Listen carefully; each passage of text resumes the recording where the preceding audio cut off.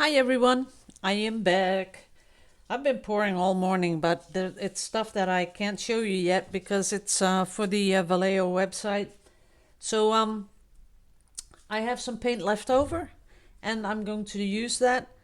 And after this one, I'm going to do a chain pull pour because people ask me to do that, and I'll just do it because I haven't done that before. It's going to be fun.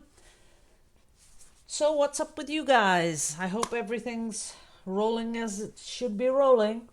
I've had a really busy week and lots of stuff going on at work. And I made a video from me driving to work and from work, only the from work was another day before I drove to work because I had so many things going on. I deleted a video and then I had to make a new one, but I'm going to post that one also today because I know some people just, think it's fun to watch me drive to work and back and see some of the Dutch scenery and things that are going on in Holland. So that's what I'm going to do later on.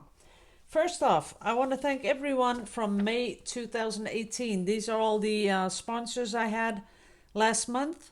And I just want to make sure that I got everyone on here. So if you don't see your name and you've donated, please slip me an email and I'll make sure that we make that good because I just want to make sure that everyone's on there. So here it is.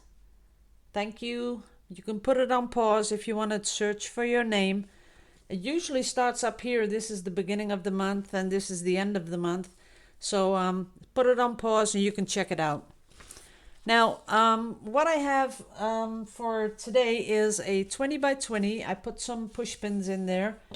And again, I'll just mention that this is gessoed because as you can see, this is the bare canvas. I'll get you in close. See that? That's the bare canvas. And it is gessoed as you can see because it's white. So sometimes if you feel the need, you can also give it another gesso layer if you really want to, but it's not really required to get a good pour. Just do what you want to do. Okay, what I have mixed up is a lot of turquoises, of course, my favorite colors. There's some white, there's some really dark blue, and there's a little bit of green. And I have in mind that I might be using this for a background, but that sort of depends on what pops up when we pour it. So I have the cup and I have silicone in here. What I'm pouring in is Winsor & Newton and the new Vallejo pouring medium. As you can see here, new formula. And it is shipping out as we speak because they have it ready and I will be ordering mine tomorrow morning. I'll slip them in an order with this stuff. So it'll take about, I think, a week or something before I have it in my shop. And then we'll be all good to go. We'll all have the new formula and we'll all be happy. Yeah. Okay, guys. This is it. A lot of blue in here. I do have some left over, and this is some left over from the last pour because if I want some ribbons, I'll have enough to put some ribbons on top. But let's see how far we get with this. So I have about 150 milliliters. You can put it in Google and it will translate it to ounces. It's 150 milliliters, and this canvas is 20 by 20 centimeters. So that's about what I need to fill the whole canvas. Had to do that fast because it was slipping out. But here we go. And I do like to, just tap the cup a little bit so that most of the color comes out. And I'm already seeing some pretty beautiful effects. I think I just might torch it straight away. Here we go. Now look at that explosion of cells. And that is something that this new pouring medium does. It explodes. There we go. Now I'm going to be really careful because I do really want to keep those cells pretty much circular. So here it goes over the side. Look at that. That's a lot of cells. Oh, I like those stretched ones though. So let's just stretch them out. Let's see how much they can stretch. Ooh, that's pretty.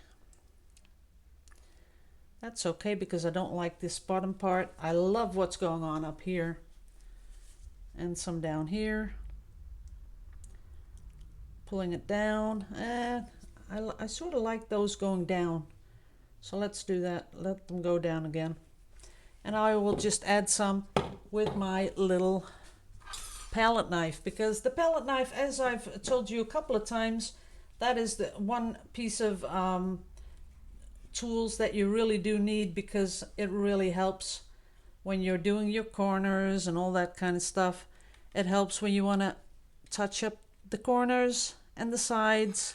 You can scrape along, you can press up against the sides, and that way you'll have your whole canvas covered with paint, and that's what you want. You don't want anything left over.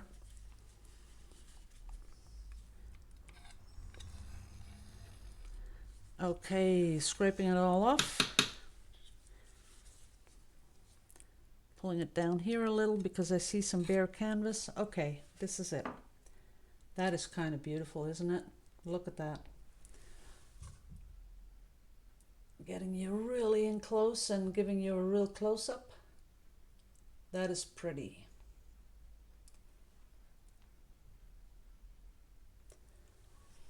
Okay.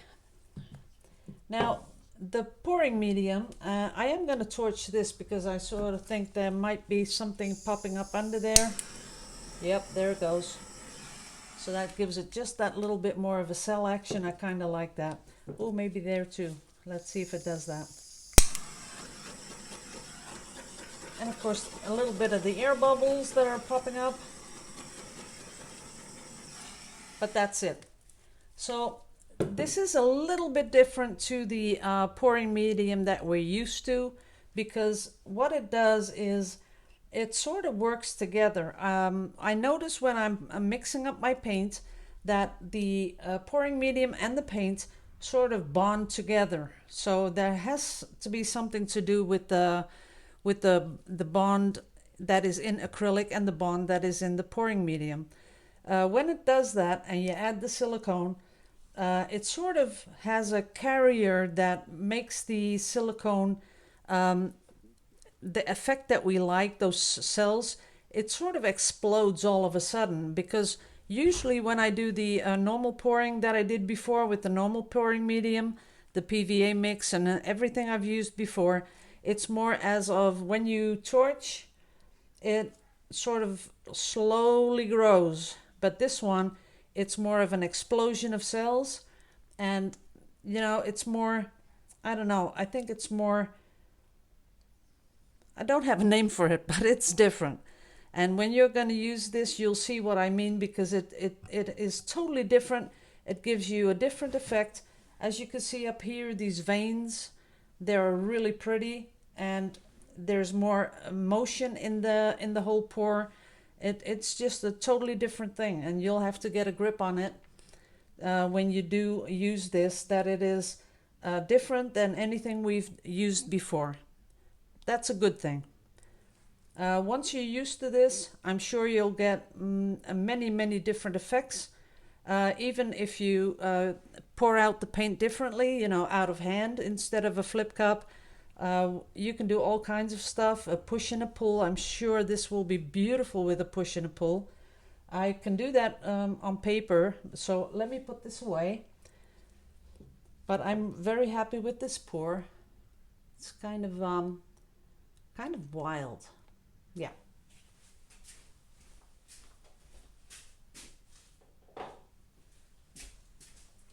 Now I do have to clean my hands a little bit, because I want to do a push and a pull with the white as background, and if you have dirty hands, you'll contaminate the whole thing. So push and pull, what is it? All it really is that you put a white base, and now I'm using paper, photo paper, but you can use a canvas. What you want is a nice smooth background of color, one color, and I'm using white because we can see it better. Then what you want to do is add your colors.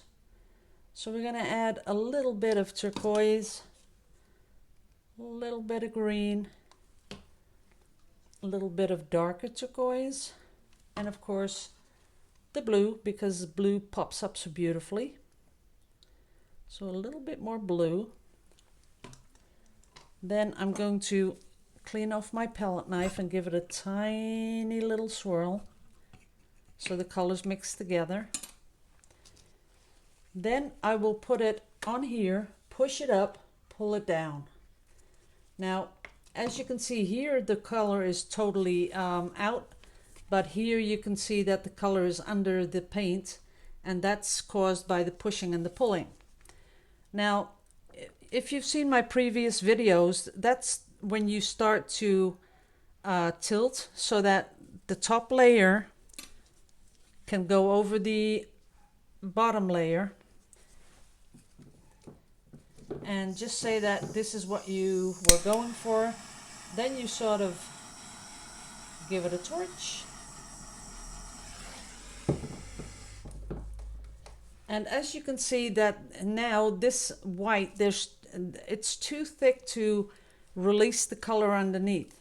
So what you can do, if you do a push and a pull and it's not what you really want, you could just pull this out.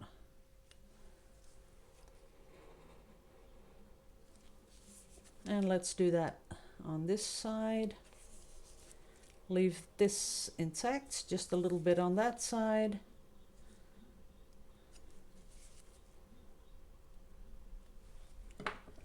And then we can torch it again.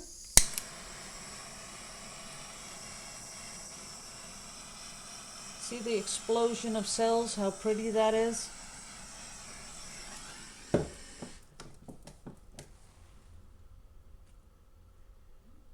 So you can see that the background is really used and pushed into the colors, and it gives just a beautiful effect. I love how this sort of a color is shining through just a little bit, and I like how this is bleeding into the white. I love that.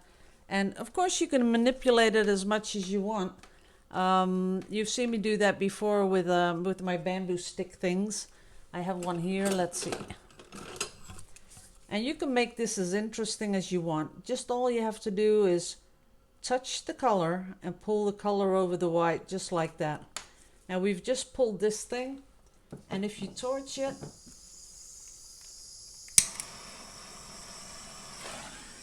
you can see those little cells pop up, and that happens because there's a very thin layer of color laying over the white, and that sort of gives it the chance to cell up.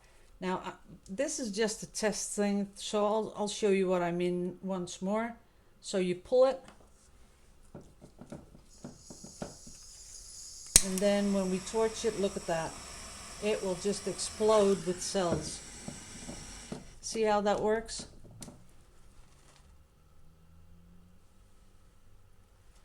That is really beautiful. I really like this part. Now, if you have something like this, you've made it on a Yupo or on some sort of a waterproof paper, you could also just cut the piece out that you really like and just frame it. And I'll tell you that that will be something really, really pretty. You could get a mat that has a corresponding color, or you could just do it in totally white. That is also really pretty because there's a white background, so I'll pull it up. But as you can see, this is something that I think this is really pretty. And I'm holding it the whole time in my hand, so there is some smushing of the colors together because I'm certainly not holding it level. But even that, you can play with that too, because if you fold it up a little bit, paper, you can see the paint rolling together, and then make use of that paint by just letting it flow down a little bit. And you can do all kinds of stuff. Now this is a really small piece of paper, But if you had it a little bit bigger, I'm sure you can make some extremely beautiful art and frame it. And if you're doing art shows, these would be beautiful, you know, just to sell. Very cheap to make. If you go to the dollar store, you'll get all those little frames for almost next to nothing. And you could just sell them like, you know, very cheap. And it is real art. It's not a copy, it's not a print, it's real art. So I'm sure people would really love to buy something like this. Okay, let's do one more.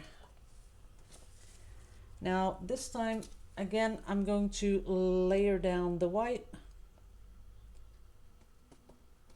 And this is almost the end of my white. As you can see, there's not much left. And I'm going to put some of the blues on there, just to make it roll a little bit. But can you see how easy it is using this palette knife just to put that paint on there and keeping this beautiful stripy structure, as you can see? That's kind of cool. So that's on there. Oh, I do want to keep that white. Don't pour off too much of the white because I don't want to waste that white. Okay, letting it come down, because I want the whole paper covered before I do anything. This time I'm not going to do push and pull, but I'm going to use my little bamboo stick to do some effects in the white. And that is beautiful. I love that. I'll give you a close-up in a bit. That is really beautiful. So I'm going to push it up a little, that it touches the white, and then I'm going to let it drop off a little. Now I'm going to make sure that this blue goes over the white. And now I'm going to get my bamboo stick. Always work with a clean utensil that you're going to use. So here I'm going to push it up and torch it right away. You can't do the whole thing and then torch. You got to torch it pretty fast. See how that sells? That's beautiful. And then clean off the stick again. So have a rag handy where you can clean everything off. And then we're going to do the same here. And we're going to torch it. Look at that explosion of cells. I'm very sure if you were to frame this, this would sell absolutely. And you can play around with it like I'm doing now, make it flow a little, you know, just to get something that really catches your eye and that you're happy with. I'm going to pour this whole bottom section off. Sometimes you do overdo it. Sometimes you get something that you really, really like. But always remember, you can always do a little bit more, as long as you don't over torch this paint. You don't want to torch that you're burning your paint. Just warm it. Now, what's happening here, that is beautiful. I like that. But maybe now I don't like the middle, so then we can just turn it, that you can get your stick close to it and just pull right over it.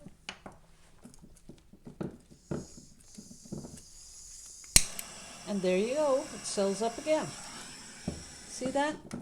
And that's it's all about this new pouring medium, because I've done this before with other mediums, but after a while you can do anything you want to it, but it will not sell anymore because the cell action is just gone. It's over, but not with this one. You can go and go as long as you don't burn your paint. When you are too close to your surface and the flame is too hot, you will get a film over your paint, and that's the end of it. Then, you know, when you drag it, you'll drag the film off. You've seen me do that a couple of times, I'm pretty sure, because I've had that happen to me too. So it's sort of just, you know, learning. And that's why I always say, you know, do this after you've done a pour, because you learn a lot about the paint. Look at that, selling right up again. you learn a lot about the paint. You learn a lot about what you can do with one of those little sticks. You learn about how long that you can manipulate the paint before it goes, you know, too stiff to do anything. So as you can see, this would be really pretty to frame, but I'm going to do something else to it right now. So I'm going to pull right over it. Ooh, that was a little bit not, that's where my hand is, as you can see, but that's okay. And we're going to torch it again.